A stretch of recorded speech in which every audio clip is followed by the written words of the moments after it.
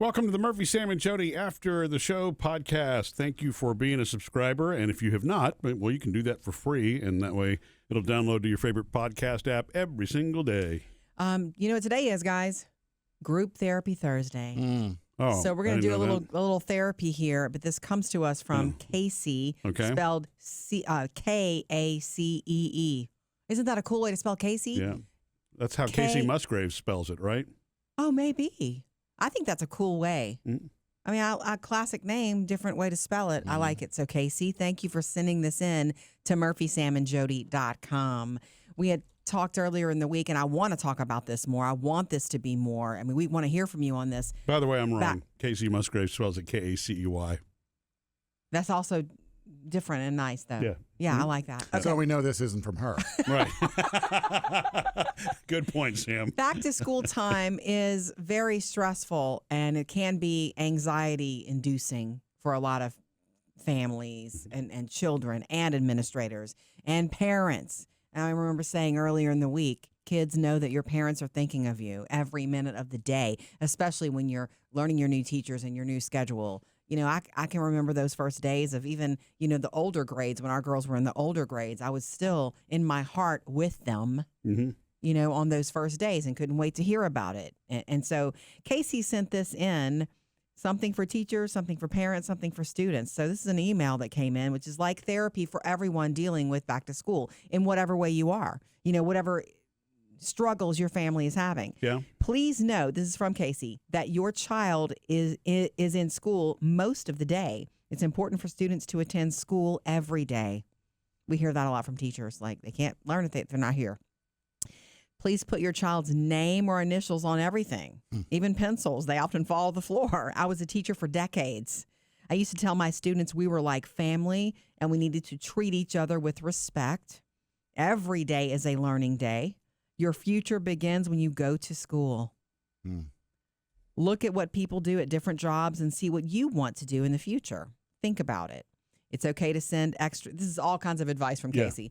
It's okay to send extra school supplies for the students who are not able to obtain them from home. Yes. It is important. A lot of the times the teachers, and I found this out at orientation. The teacher will say, hey, here's a list of things we need if anybody wants to contribute. Yeah. Yeah, you go pick up a couple extra things. Treat each person as if one day they will become your relative. Whoa. That's about respect. That's going back to learning to treat. There is so much that's learned in the classroom that's not in the lesson plan. Yeah. Getting along with others, listening, and treating each other with respect. It's so true. What matters is that children learn something new when they attend school. Casey, I love that. For teachers, this is the short statement. You are the motivators for students. Teach with kindness, humor, and bring the world to them. In that classroom, bring the world to them. That's exciting. Students, this is from Casey. Listen and ask questions anytime you need more explanation.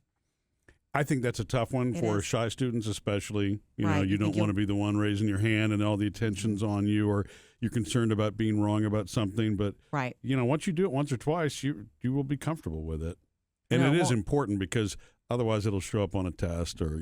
And honestly, going back to the teachers, if it's a shy child, they could learn to maybe get over that shyness in your classroom if they feel safe and comfortable asking a question. We all have had all kinds of teachers when you grow up, and there are teachers that you're scared to ask questions of because you don't want to be embarrassed by the answer, or I've already covered that. You don't want for that to be called out. So the way you answer one question, every other student is watching you to see how you answer, how you're receptive to that. There's so much going on. A million little things going on that all those minds are taking in. I'm not a teacher, but I think one thing, and we do this in the business world, but somebody that's asking for questions like that, they always say there are no stupid questions. Yeah, right. And I think that's important to enforce with kids that are afraid to You're this there is going to be learn. stupid. No, it doesn't matter. Ask it. You're there to learn. Well, and that's a skill that will serve you later in life too, because there is always going to be a situation that you're in where it appears, even if everybody doesn't really know or understand what's going on and you don't, that you should ask the question. You're not going to get better without if you don't ask the question. And in the business world, there are plenty of people that actually have more respect for that than if you don't ask the question. Right, to pretend like you know or just to sit idle. Correct. And the last thing from Casey is for parents. Reading for 10 minutes a day helps children to learn the love of reading and express what they feel. So enjoy the time with your children. Read to them. Before you know it, they are graduating. Yeah, that's the truth. It is true. It is true. So all this came down because we talked about the first day of school. And, there's so much to it, like administrators and teachers. Teachers are nervous on the first day of school, even though they may not appear to be. Of course they are. Well, Casey, thank you for taking the time to send us that very detailed, very thoughtful, list of things. I would like to add to that one thing. I've a lot of friends who have kids still in school and all different ages, and I keep seeing online that a lot of these kids are dealing with bullying in ways that we never. Now everybody who goes to school sees it, experiences it in one way or the other. But there are. I was bullied. Yeah, I was too, by a group of girls. But it just seems to be that there are other layers. Like when I was bullied in school, when I went home in the afternoon, it was done until the next day. I got a breather. These kids don't necessarily get breathers from it if it's a social thing, if it's a social media thing, I mean. Yeah. So it's like another thing. If there are kids listening to this podcast, just remember, you be kind, period. You don't know what that other kid is going through. You don't know if they don't have support at home, if they don't have money, for an after-school snack. You don't know if their parents are never home. You just don't know this. It's never okay to laugh at, bully, even if your friend group is doing it. It's never okay to do it. You got to remember that at back-to-school time, too. Yeah. And somebody is experiencing some anxiety because it's their new school or new grade, new homeroom, whatever. And that can happen in the upper grades too, not just the younger. Upper grades, or if you're changing schools for, a new school for the first time because you've moved, all of those things. Yes. Yeah.